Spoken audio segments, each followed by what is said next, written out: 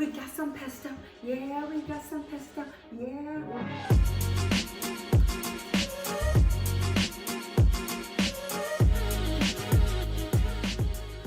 Hi beautiful people, welcome back and thank you for tuning in to today's episode where I'm going to be teaching you how I make my homemade basil pesto. This basil is coming straight from the garden in the backyard. It's super green and it smells amazing, along with these white garlic bulbs that we planted last winter, and they've been growing over the course of the past few months, and we've finally been able to pull them. They smell so delicious. I cannot wait to mix these up. This is a super easy recipe, and this is one that I recommend to a lot of my health coaching clients due to its anti-inflammatory properties. So I'm going to be showing you how I do my pesto. Very few ingredients. All you need is extra virgin olive oil. I do a splash of lemon juice just to kind of keep the freshness over time. You need your fresh basil, of course. If you don't have fresh basil, hit your girl up. I have tons of extra to go around. Fresh garlic, I do walnuts instead of pine nuts. Pine nuts is typically what you see in traditional pesto recipes, especially if you're just like looking on Google. But I like the nuttier flavor. It just gives it a better texture and a better taste personally. And then of course you're gonna need your Parmesan cheese and just a couple of seasonings. I like to use pink Himalayan cracked sea salt and black pepper. So now that we have all of our ingredients together, the first step I like to do is just get my garlic cloves, and I put tons of garlic into my pesto. One, because I don't have to worry about kissing anybody, and two, I love the way it tastes. And three, like I said earlier, garlic is just such a great anti-inflammatory ingredient that I literally cook this with almost everything. You can't go wrong with garlic. So I just start with dicing up my garlic into small pieces. I don't worry about too small because I'm gonna be throwing it into the food processor anyways, and then that'll kind of just finish the job for me. All right, so once you have your garlic cloves, your cutting board, and your knife out in front of you, all you need to do is just kind of cut your garlic into small pieces or chunks. Like I said, if you have a food processor or a high-speed blender, don't worry about having it super small. So I typically do 3 garlic cloves per batch of pesto, but since I'm cooking for myself, I'm gonna just be throwing in a ton. And I don't care how garlicky it is because you can't go wrong with garlic, I'm telling you.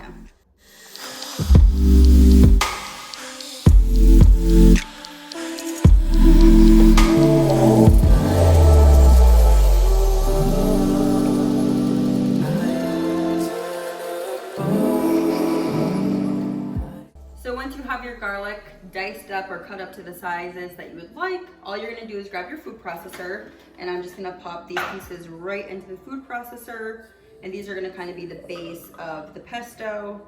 And then the next thing I'm gonna do, once I have all my garlic in the bottom of the food processor, is I'm gonna just grab my walnuts. I measured out a 1/4 cup of walnuts for this one batch, and then you can kind of use it to your discretion. Once you do a taste test, once you blend everything up, if you want it a little bit nuttier, a little bit thicker, then you can add a handful at a time of the walnuts. So now that we've added in about a 1/4 cup of walnuts and a few cloves of garlic, maybe 3, maybe 4, maybe 5, who knows? What you're gonna wanna do is you're gonna wanna grab your fresh basil. I use about 2 cups to start, loosely packed, and then you can go from there.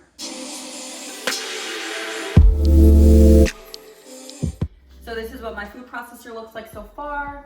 I have my garlic on the bottom, my walnuts, and then a lot of fresh basil. It already looks so good.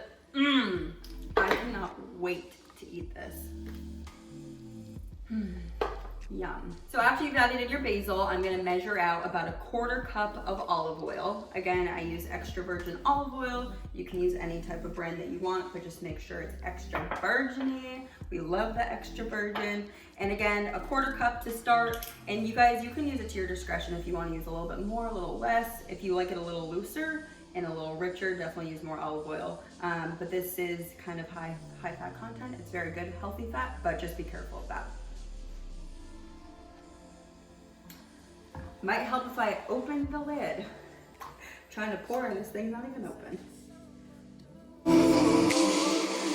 All right, so 1/4 cup of olive oil. We're just gonna dump that right on the top. Saturate all those basil leaves. And then I use just a splash of lemon juice because I don't want it to be too acidic. So literally I'm gonna open the cap, pour it even into the cap.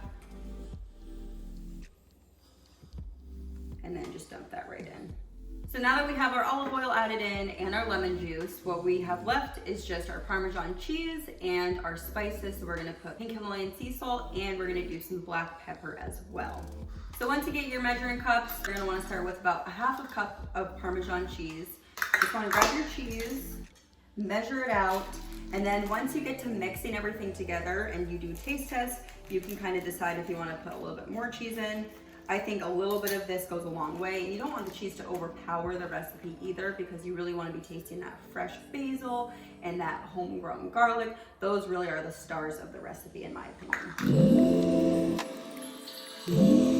So I've half a cup of Parmesan cheese measured out, and I'm just going to pour that right in on top of the basil.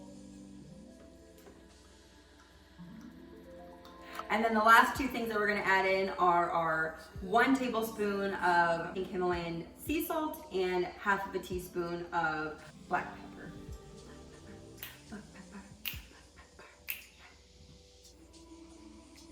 So I'm starting with my pink Himalayan sea salt. I'm just gonna sprinkle that right on top, or throw it right on top. That all fell off the spoon. And then my black pepper as well. So that's really it, guys. Super easy, super simple. You have your garlic, your walnuts, your basil, olive oil, lemon juice, Parmesan cheese, salt and pepper, and then all you need to do is get your lid on it. And then we're gonna get to blending. We got pesto. Oh, pesto, pesto, pesto. Who doesn't like pesto? Once you have your pesto blended, what I like to do is I like to transfer it to a bowl or an airtight container if I'm going to be eating off it for the week. But if you're going to be eating it immediately, a bowl is just fine. Guys, I could seriously eat this by the spoonful, and believe me, I've already had a couple of them just to taste, and I'm telling you, the taste is incredible. The pink Himalayan sea salt especially just adds like a whole nother level of flavors. You can't go wrong. This is super simple to make. I'm gonna show you what the final product looked like, and you can see for yourself how green it is. And once you throw it in the food processor, or like I said, a high-speed blender, it kind of just chops up everything and blends everything to perfection.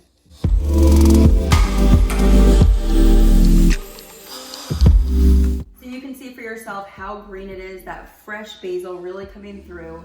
If you could smell it, you would know what I'm talking about. Guys, I'm telling you, this is so much better than what you're gonna find in the grocery store, especially with all those additives that come in canned pasta sauces and pestos, the sugars, and all the other bad stuff for you.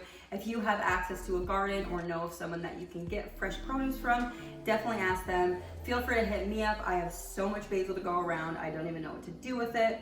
Literally pounds and pounds and pounds, and that's not even all. I still have so much left in the garden. So seriously, I have plenty to share. But guys, thank you so much for watching this video. If you'd like to see more videos like this or have recommendations on what you want me to cook next, let me know in the comment section below.